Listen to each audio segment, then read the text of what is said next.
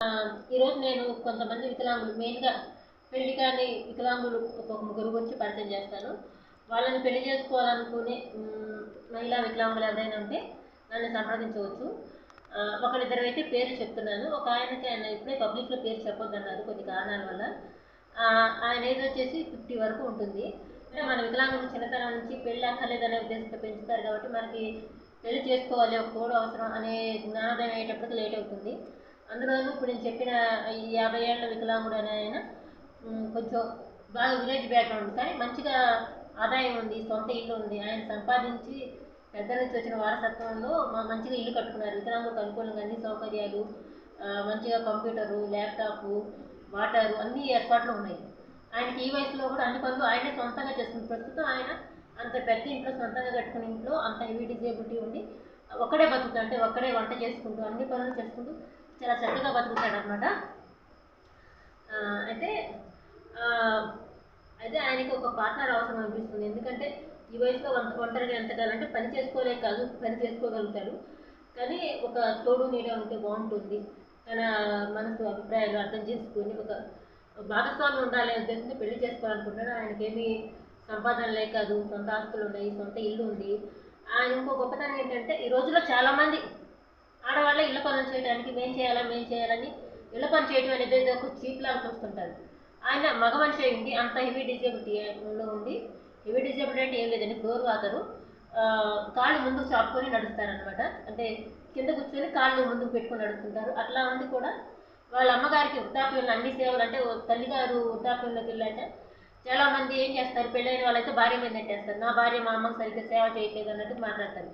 ఏదో తన తల్లికి వేరే ఇంటి నుంచి వచ్చిన అమ్మాయి చేయాలన్నట్లుగా ఉంటుంది. లేదంటే పెళ్లి కాని వాళ్ళైతే అక్క చెల్లెల మీద నెట్టేస్తారు. ఆయనకి అక్క చెల్లెళ్ళు చాలామంది ఉన్నారు. అయినా కూడా నాకు జన్మనిచ్చి నేను వికలాంగుడు అయినా చిన్నప్పటి నుంచి నన్ను సాకిన తల్లిని వృద్ధాప్యంలో నేనే చూసుకోవాలి, నాకు చేయగలుగుతాను, వికలాంగులు కూడా వృద్ధాప్యంలో తల్లిదండ్రులను మంచిగా చూసుకోవాలి అనే సదుద్దేశంతో తల్లిగారి పట్ల ప్రేమతో ఆయన చివరి దశలో ఆవిడ మంచంలో ఉన్నా కూడా అన్ని పనులు ఆయనే చేశారు. అంటే ఫ్లోర్ వాకర్ అయ్యండి, మంచంలో ఉన్న మనిషికి ఎట్లా చేస్తారంటే మంచం అంత హైట్ లేకుండా కింద ఉండేలా పెట్టించుకొని చిన్న మంచం మీద తల్లిగారికి అన్ని వండి పెట్టి ఆవిడ మంచంలో ఉంటే ఇంకా మీకు తెలుసు కానీ వృద్ధాప్యంలో పూర్తిగా మంచంలో ఉంటుంటే ఎట్లా ఉంటుంది, అన్ని పనులు అనకూడదు కానీ ఒకటికి రెండుకి అన్ని మంచంలో అనుకునే స్టేజ్లో ఉండే తల్లిగారిని మంచిగా తనకి పెళ్ళి అవ్వలేదు, చిన్న పిల్లలు లేకపోయినా కూడా చంటి పిల్లలు సాకినట్లుగా తల్లిగారిని చూసుకున్నారు. నిజంగా నార్మల్ వాళ్ళే తల్లిదండ్రులకు సేవలు చేయరు, అలాంటిది మగవాళ్ళు చేయరు, ముఖ్యంగా ఆడవాళ్ళే చేస్తుంటారు, అత్తలకు కానీ తల్లులకు కానీ. అంత గొప్పగా సేవ చేసింది మనిషి. ఇప్పటికీ అన్ని పనులు చేయగలుగుతున్నారు. ఆ వయసు 50 ఉన్నా కూడా ఆరోగ్యంగా బీపీ షుగర్ ఏం లేకుండా ఆయనే వండుకుంటూ, ఆయన వండుకోవటం మాత్రమే కాకుండా ఇంకా ఊళ్ళో కొంతమంది పేదలు కూలీలు వాళ్ళందరికీ కలిపి ఒకేసారి ఎక్కువ అన్నం వండేసంటే ఆయన ఒక్కరికి వండుకోకుండా అన్నము, ఫుడ్డు, కర్రీస్ లాంటివి అందరికీ ఒక 10 మందికి కలిపి వండేసి అందరికీ డైలీ వాళ్ళ గ్రామంలో సంతర్పణ చేస్తుంటారు. ఇంకా గ్రామంలో చాలానే చురుకుగా కార్యక్రమాలు చేస్తుంటారు. అందరికీ తలలో నాలుకలా ఉంటారు. కానీ వికలాంగుడు అనే కారణంగా పెళ్లి అవ్వట్లేదు. ఆయన చాలామందికి కుల మత భేదాలు, అంటే మత భేదం ఉండలేదు, ఆయనకి హిందువులే కావాలి, కానీ క్యాస్ట్ ఫీలింగ్ అయితే లేదు. చేసుకోవాలనుకుంటున్నా కూడా డబ్బు లేకపోయినా ఎన్ని ఆమె కూడా ఫ్లోర్ వాకర్ అయినా పర్లేదు అని సిద్ధపడ్డా కూడా వికలాంగులైన ఆడవాళ్ళు ఎవరు ఎక్కువ ముందుకు రాకపోవడం మూలంగా వారున్న రోజుల్లో అయితే వారికి గ్రామంతో అనుబంధం ఎక్కువ, గ్రామం నుంచి రాకూడదు, గ్రామస్తులకు సేవ చేయాలనే ఉద్దేశంతో ఆయన హైదరాబాద్ సిటీ రాలేకపోతున్నారు గ్రామాన్ని విడిచి. అదే హైదరాబాద్లో ఉంటే ఈ పాటికి ఎప్పుడో పెళ్ళి అయ్యేదని నా ఫ్రెండ్స్ అంతా అంటుంటారు. కానీ ఏం చేస్తాను చెప్పండి, ఒక్కొక్కరు అనుబంధాలు అట్లా ఉంటాయి కదా. వారి గ్రామంలోనే ఉంటున్నారు. నేను పూర్తి అడ్రస్ ఇక్కడ మెన్షన్ చేయలేనండి. మన తెలంగాణలోనే ఒక విలేజ్, ఈ రోజుల్లో విలేజ్ అయినా కూడా సిటీకి ఎంత దూరం ఉంటాయి చెప్పండి.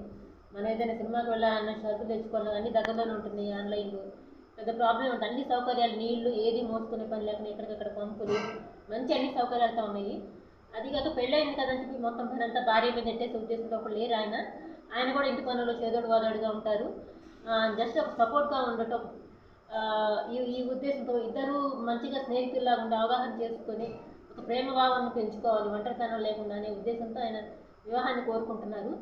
40 ఏళ్ళు ఉండి కొంచెం కాస్త అటు ఇటుగా పైన వయసు ఉన్నా కూడా చూడటానికి చురుగ్గా ఉండి పనులు చేసుకోగలిగిన ఉత్సాహంగా ఉంది. నాకంటూ ఒక తోడు నీడ ఉండాలి, ఎంతగానో ఇట్లా అమ్మా నాన్నలు, అన్నదమ్ములు, అక్క చెల్లెళ్ళ ఇదిలో బతుకుతాను, నేను ఒక ఇంటి దారిన అవ్వాలనే అవగాహన ఉన్న మహిళా వికలాంగులు ఎవరైనా సంప్రదించగలరు.